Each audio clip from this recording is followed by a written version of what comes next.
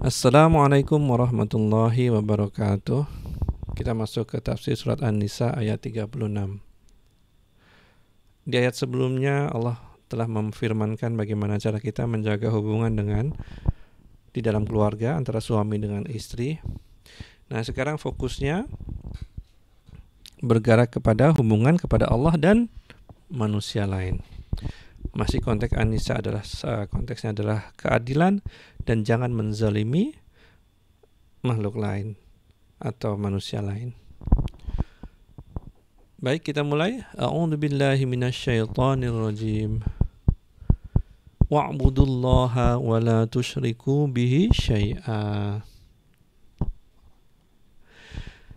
Dan sembahlah Allah dan jangan kalian mempersekutukan Allah dengan sesuatu yang lain. Ini adalah cara kita menjaga hubungan kepada Allah dan tidak melakukan kezaliman kepada zat yang menciptakan kita, menjaga kita, dan menjamin rezeki kita selama di dunia ini. Tidak ada makhluk, tidak ada sekutu-sekutu bagi Allah yang ikut berpartisipasi dalam penciptaan kita. Tidak ada juga yang berpartisipasi dengan Allah dalam memenuhi keperluan kita. Maka Allah minta, tolong sembahlah saya saja, jangan ada yang lain. Cukup sederhana kan? Wabil walidaini ihsana, dan kepada kedua orang tua berbuatlah baik. Orang tua itu miniatur kasih sayangnya Allah di dunia. Kalau kita nggak bisa berterima kasih kepada orang tua, kita akan kesulitan untuk berterima kasih kepada Allah. Orang tua berhadapan sama kita, mereka memberi saja, nggak pernah meminta kan? Coba bayangkan kalau umpamanya ada orang tua bagi bill atau kwitansi, anakku, kamu sudah besar, papa rasa papa mau bagi kamu bill nih, ini biaya melahirkanmu 30 juta rupiah, kemudian biaya untuk susu bayi ini 50 juta rupiah, biaya sekolahmu, kemudian biaya makanmu hari-hari, tentu akan banyak jumlahnya kan. Tapi ada nggak orang tua yang melakukan itu? Nggak ada. Orang tua Allah berikan pre-install cinta kepada anaknya. Orang tua memberi saja. Mulai dari anaknya kecil tidak mampu berbuat apa-apa, dijamin keperluan hidupnya, dijamin makannya, dijamin rumahnya, semuanya. Semampu apa yang kedua orang tua ini boleh buat kepada anak-anaknya. Nah, setelah itu orang tua itu nggak selamanya kuat. Ketika orang tua menjadi renta, semakin tua, anaknya itu akan lebih kuat daripada orang tuanya. Nah, saat itulah terjadi kezaliman yang dilakukan oleh anak kepada orang tuanya. Pertama, mereka nggak mensyukuri apa yang orang tua telah bagi. Nasib baik orang tua itu nggak bagi bil kepada anak-anak nih. Kemudian setelah itu beberapa anak menjadikan orang tua ini pembantu.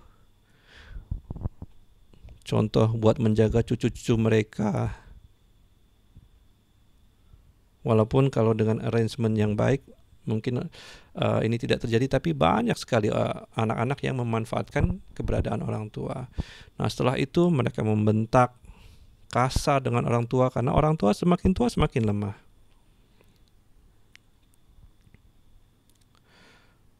Nah, itu tentang berbuat baik kepada orang tua.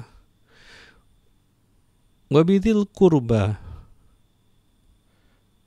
dan orang-orang yang punya hubungan kekerabatan dengan kalian.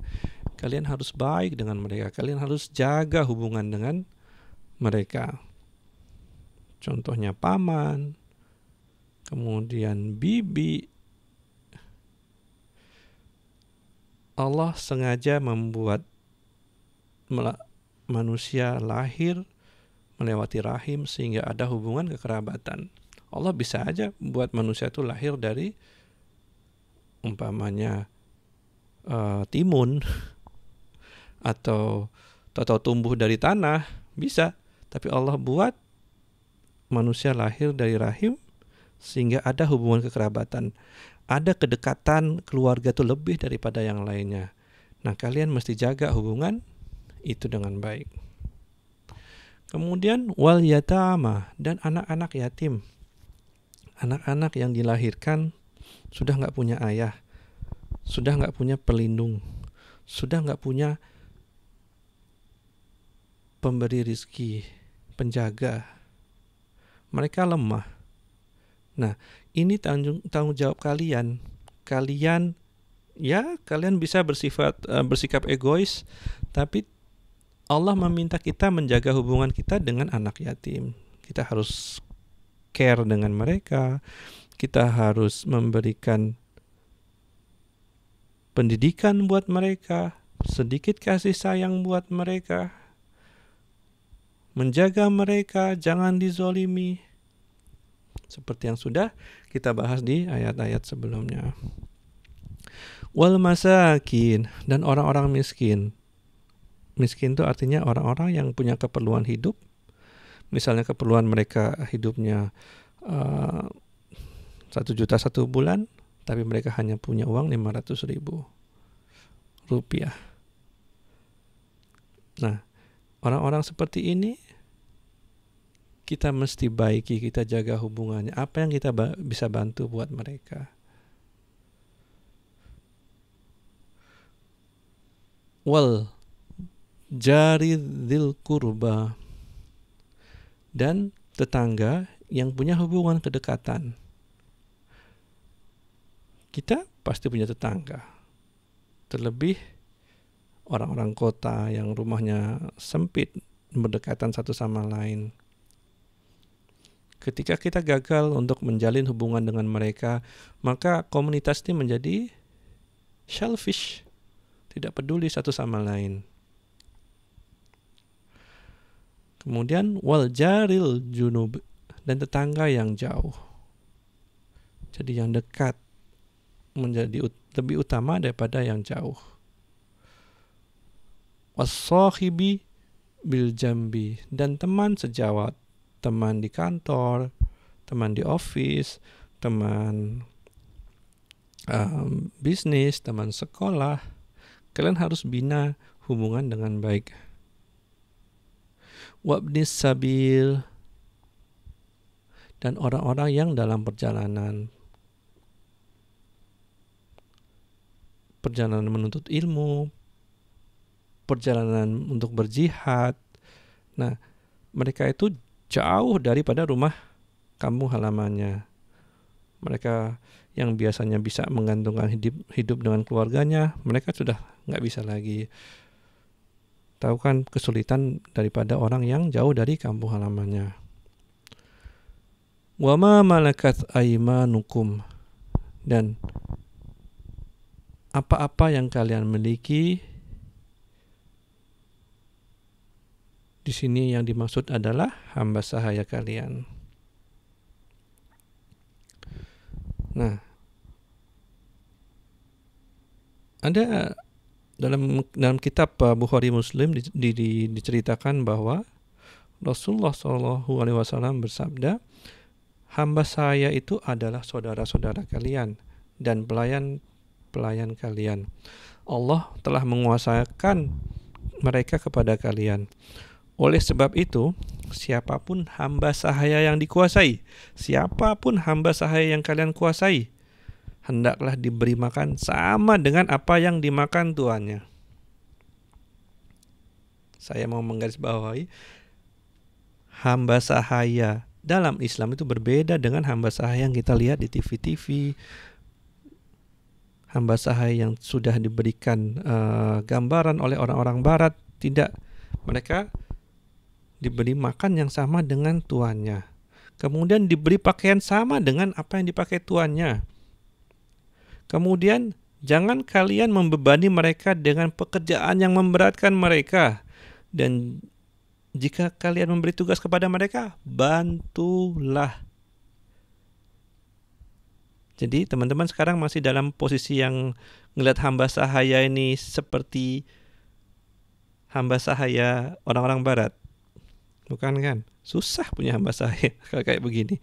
Masa kalau saya memberikan sesuatu arahan, tolong Fulan, angkatkan almari itu.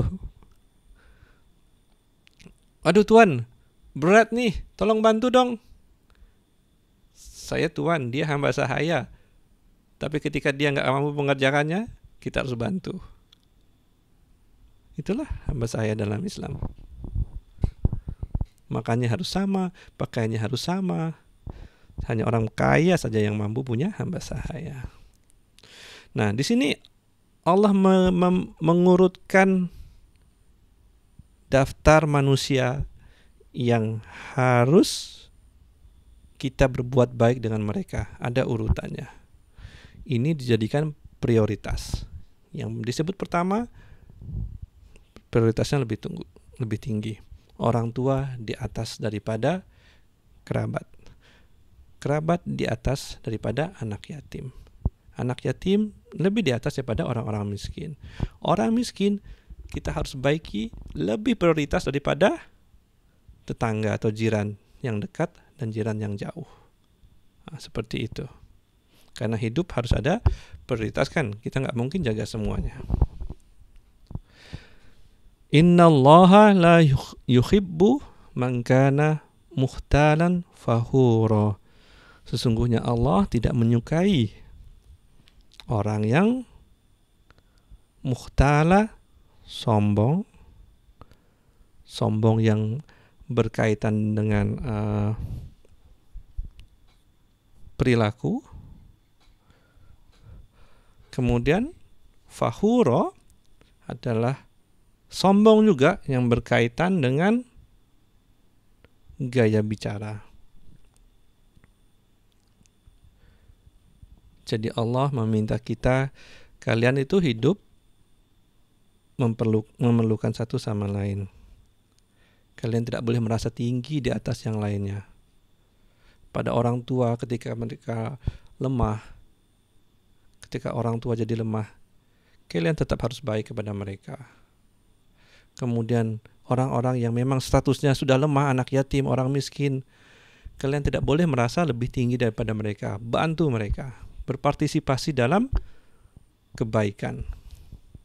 Nah, seperti inilah yang dianjurkan oleh Islam, menjaga hubungan kepada Allah, menjaga hubungan dengan manusia. Itu dulu. Assalamualaikum warahmatullahi wabarakatuh.